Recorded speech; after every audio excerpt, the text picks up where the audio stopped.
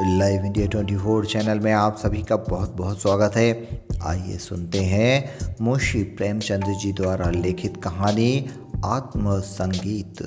आधी रात थी, नदी का किनारा था, आकाश के तारे स्थिर थे और नदी में उनका प्रतिबिंब लहरों के साथ चंचल। एक स्वर्गीय संगीत की मनोहर और जीवनदायिनी प्राण पोषणी ध्वनियाँ इस निस्तब्ध और तमोमय दृश्य पर इस प्रकार छा रही थीं जैसे हृदय की आशाएं छाई रहती हैं या मुखमंडल पर शोक। रानी मनोरमा ने आज गुरु दीक्षा ली थी। दिन भर दान और व्रत में व्यस्त रहने के बाद मीठी नींद की गोद में सो रही थी। अकस्मात उसकी आंखें खुली और ये मनोहर ध्वनियाँ कानों में पहुंची। वह व्याकुल हो गई जैसे दीपक को देखकर पतंग। वह अधीर हो उठी जैसे एक खांड की गंध पाकर चींटियां। वह उठी और द्वारपालों एवं चौकीदारों की दृष्टियां बचाती हुई राजमहल से बाहर निकल आई। जैसे वेदनापूर्ण क्रदंतन सुनकर आंखों में आंसू निकल आते हैं। सरिता तट पर कटीली झाड़ियां थीं, ऊंचे खगार थे, भयानक जंतु थे और उनकी डरावनी आवाज़ें शब्द थे और उनमें भी अधिक भयंकर उनकी कल्पना। मनोरमा कोमलता और सुकुमारता की मूर्ति थी, परंतु उस मधुर संगीत का आकर्षण उसे तन्मयता की अवस्था में खींच लिए जाता था। उसे आपदाओं का ध्यान न था। वह घंटों चलती रही, यहाँ तक कि मार्ग में नदी ने उसका गतिरोध किया। मनोरमा ने विवश होकर इधर उधर दृष्टि दौड़ाई। किनारे पर एक नौका दिखाई दी। निकट जाकर बोली, माझी, मैं उस पार जाऊंगी। इस मनोहर राग ने मुझे व्याकुल कर दिया है। माझी ने कहा, रात को नाव नहीं खोल सकता, हवा तेज है और लहरें डरावनी, जान जोखिम है। मनोरमा बोली, मैं रानी मनोरमा हूँ, नाव खोल दे, मुहमांगी मजदूरी दूंगी। माझी ने कहा, तब तो नाव किसी तरह नहीं खोल सकता और रानियों का इस नदी में निवाह नहीं। मनोरमा बोली, चौधरी, तेरे पाँव पड़ती हूँ, शीघ्र नाव खोल दे, मेरे प्राण उस ऊँट खींचे चले जाते हैं। माझी बोला, क्या इनाम मिलेगा? मनोरमा बोली, जो तू मांगेगा। माझी ने कहा, आप ही कहते हैं, मैं गवार क्या जानूं कि रानियों से क्या चीज़ मांगनी चाहिए। कहीं कोई ऐसी चीज़ न मांग बैठूं जो आपकी प्रतिष्ठा के विरुद्ध हो। मनोरमा ने कहा, मेरा यह हार अत्यंत मूल्यवान है, मैं इसे खेबे में देती हूँ। मनोरमा ने गले के हार को निकालकर उसकी चमक से माझी का मुखमंडल प्रकाशित हो गया। वह कठोर और काला मुख जिस पर झुर्रियाँ पड़ी हुई थी, अचानक मनोरमा को ऐसे प्रतीत हुआ मानो संगीत की ध्वनि और निकट हो गई हो।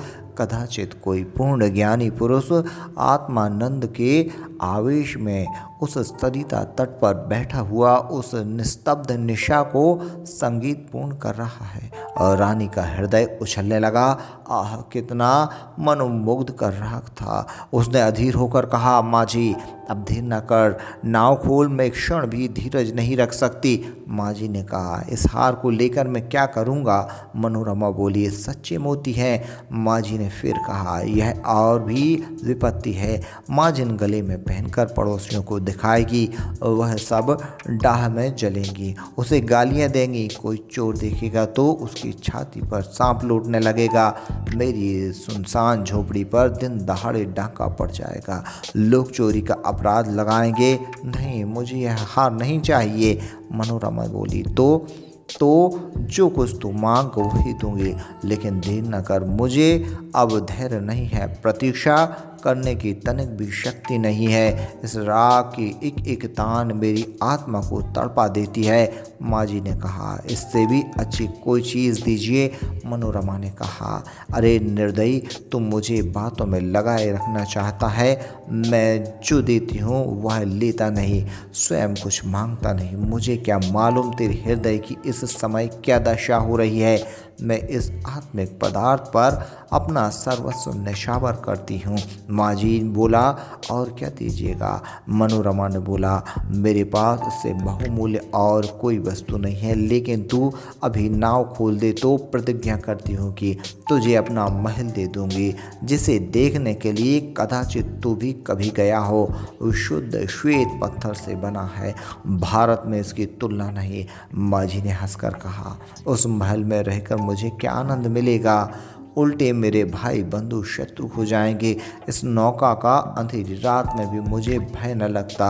आंधी चलती रहती है और मैं उस पर पड़ा रहता हूँ, किंतु वह महल जो दिन ही में फाड़ खाएगा। मेरे घर के आदमी तो उसके एक कोने में समा जाएंगे, और आदमी कहाँ से लाऊंगा, मेरे नौकर चाकर कहाँ, इतना माल असबाब कहाँ, उसकी सफाई और मरम्मत कहाँ से करूँगा।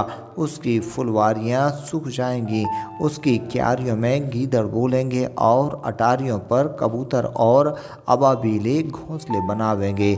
मनोरमा अचानक एक तन्मय अवस्था में उछल पड़ी। उसे प्रतीत हुआ संगीत निकटतम आ रहा है। उसकी सुंदरता और आनंद अधिक प्रखर हो गया था। जैसे बत्ती उकसा देने से दीपक अधिक प्रकाशमान हो जाता है। पहले चित्ताकर्षक था तो अब आवेशजनक हो गया था। मनोरमा ने व्याकुल होकर कहा, आह, तू फिर अपने मुँह से क्यों कुछ नहीं मांगता। आह, कितना विरागजनक राग है, कितना विहल करने वाला है। मैं अब तनिक धीरज नहीं धर सकती।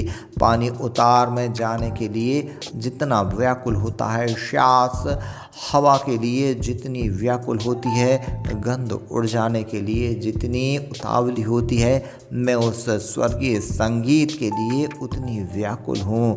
उस संगीत में कोयल की सी मस्ती है, पपीहे की सी वेदना है, श्यामा की सी विहलता है। इसमें झरनों का सा जोर है, आंधी का सा बल, इसमें वह सब कुछ है जिससे विवेकाग्नि प्रज्वलित होती है, जिससे आत्मा समाहित होती है और अंतःकरण पवित्र होता है। माँ जी, अब एक क्षण का भी विलंब ना कर, मेरे लिए मृत्यु की यंत्रणा है। शीघ्र नौका खोल। जिस सुमन की यह सुगंध है, जिस दीपक का यह दीप्त है, उस तक मुझे पहुंचा दे। मैं देख नहीं सकती, संगीत का रचयिता कहीं निकट ही बैठा हुआ है, बहुत निकट। माझी ने कहा, आपका महल मेरे काम का नहीं, मेरी झोपड़ी उससे कहीं सुहावनी है। मनोरमा बोली, हाय, तो अब मुझे तुझे क्या दूं। यह संगीत नहीं, यह इस सुविशाल क्षेत्र की पवित्रता है, यह समस्त सुमन समूह का सौरभ है, समस्त मधुरताओं की माधुरी है, समस्त अवस्थाओं का सार है। नौका खोल, मैं जब तक जीऊँगी तेरी सेवा करूँगी, तेरे लिए पानी भरूंगी, तेरी झोपड़ी बहाऊंगी। हाँ, मैं तेरे मार्ग में कंकड़ चुनूंगी, तेरे झोपड़े को फूलों से सजाऊंगी, तेरी माजिन के पैर मलूंगी। प्यारे माजी, यदि मेरे पास 100 जाने होती तो मैं इस संगीत के लिए अर्पण करती। ईश्वर के लिए मुझे निराश न कर। मेरे धैर्य का अंतिम बिंदु शुष्क हो गया।